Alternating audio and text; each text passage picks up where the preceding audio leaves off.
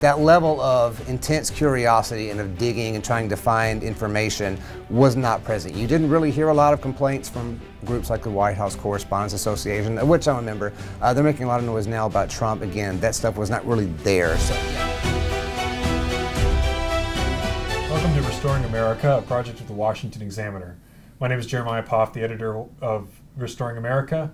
Please be sure to subscribe on YouTube or wherever you may be watching. Today I'm joined by Hast Willis, one of our star White House reporters. Hast, thanks for being here. Glad to be here, yeah. Big story about in the political sphere today, or right now, has nothing to do with the Trump administration, but has everything to do with the now ended Biden administration over his cognitive declines. Can you tell us a little bit about what is going on here and what you've and why this is such a big topic right now? Yeah, glad to do it. It's really interesting. I covered the Biden administration for us as a White House reporter, and it always stood out to me that Trump tended to dominate the headlines even when Biden was president. I used to go to Washington Post website, New York Times, places like that. I would do a Control F for the word Trump and then the word Biden. You would see more Trump stories almost every single day. I'm talking in 2022, 2023. Biden was the president and there was more Trump coverage. So this week at least, we're seeing a reversal of this. All of a sudden, Biden is the big story right here in the middle of the Trump administration. That's an interesting reversal in and of itself, the fact that he's even in the headlines. But there's a good reason for that, right? Right. So we have this new book from Jake Tapper and Alex Thompson, Original Sin, about the cover-up of Biden's mental decline. First of all, that he had a mental decline that no one talked about, and then the work behind the scenes within the White House, the Democratic Party, that completely ignored this reality. On top of that, we have this cancer diagnosis that he has stage 4 metastasized prostate cancer, which has raised even more questions because he obviously very likely had it while he was president, and we're only just finding out about it now. That's right. You covered President Biden up close for, basically 3 years. For a lot of us, the revelations in the book were kind of like, yeah, we anybody with eyes could have seen this, but what were you experiencing in covering the Biden White House, and how was that different than covering now the Trump White House? Yeah, again, it's a huge contrast. And yeah, I was a White House reporter, as you said, for most of the Biden administration. I covered them starting in late 2021, and I've seen all this stuff. The media was part of the cover-up, this kind of stuff. And I was a reporter, I was there, so I've asked myself, am I part of this cover-up? I don't think so. We at the Washington Examiner have been beating the drum about Biden's mental decline from the get-go, so I want to make sure that that's put out there. Sure. Either way, it's tough though. I'm inclined to defend my reporter colleagues a little bit because Biden really was kept very much under wraps. I was what they call the pool reporter, the person who goes out for the day and is sort of reporting for everyone else. I was on Air Force One and got to do things like that, where you're trailing Biden, watching his speeches and things like that. But the access to him was so limited. For most of his presidency, one thing he definitely could still do was read from a teleprompter and look pretty good, kind of using oratory that way. Generally. Now, at the end, even that was a struggle for him. Most of the time, he could at least get by, for the most part, like you're saying, with a teleprompter. But his press appearances outside of that were very, very limited. Often, he would basically give a speech, and then his aides would immediately be saying, "Thank you, press," which means leave, right? "Thank you, press," trying to kick everybody out of the room. People might get in a question or two, and you would get literally sometimes a one-word answer, something very, very brief, and then we'd be out of there. Trump, when they say "thank you, press," for the Trump events, the press, I think, a lot of times is actually happy, like, oh my gosh, we can finally get out of here, because it's been an hour, sometimes an hour and a half of him taking questions and speaking.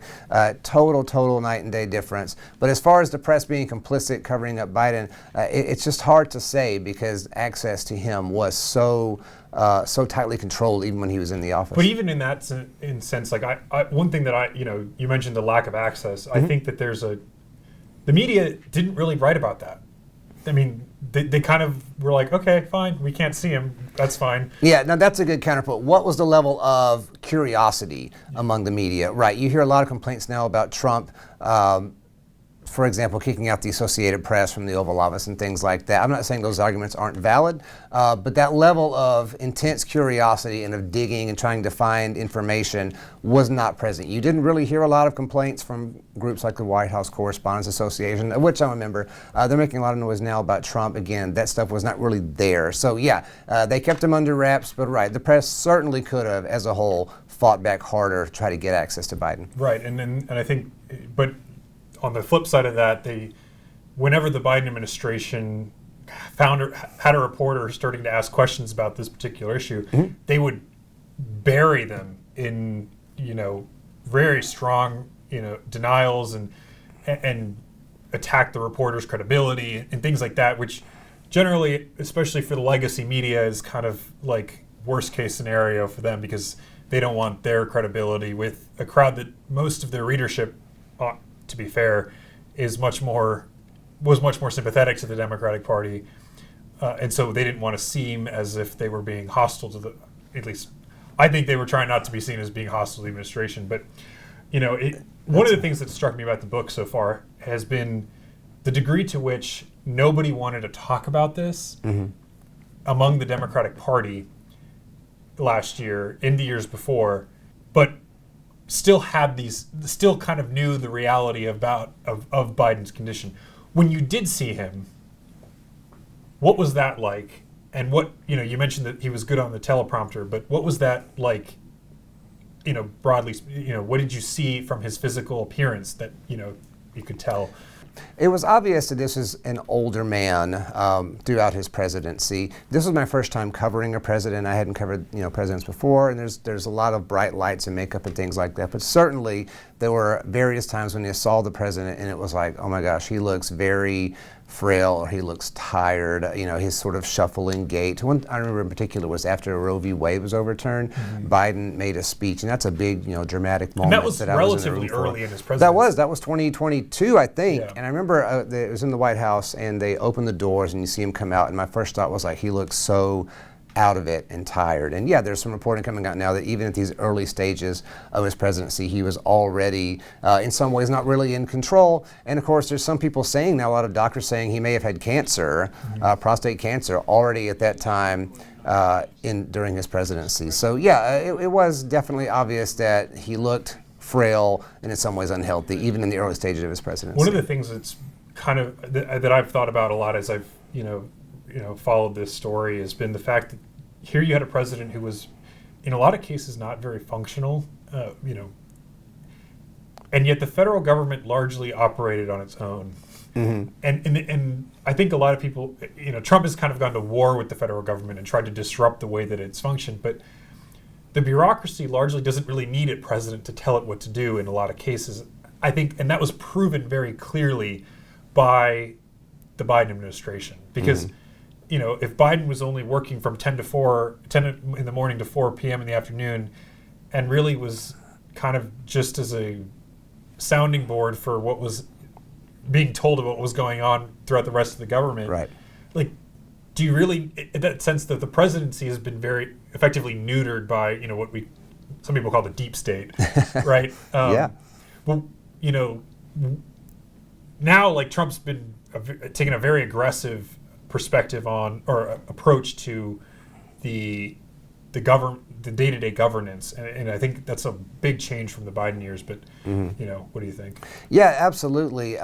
It's kind of like what I was saying about the White House Correspondents Association. They're making noise, complaining about what Trump's doing now. I'm not saying they shouldn't be doing that, but Biden being so tightly controlled, they weren't complaining as much as they probably should have been at that time, trying to get more access on what's going on here. When Biden would get cards, for example, saying who's gonna call on. Yeah, the famous this biography of this one reporter. This is the person you can call on. Yes. And weren't they pre-scripted questions too? It seemed like it, because they would say on there what the person's going to talk about. I was not privy to those conversations, but they must have happened for people to know that. That's something that the WHA probably should have been much more involved in, right? So, same thing with the federal bureaucracy, like you're saying. I live in Washington, D.C. I know some of these people, and some of them have lost their jobs, which makes me sad for them on a personal level, right? It hits you when you really live here in D.C.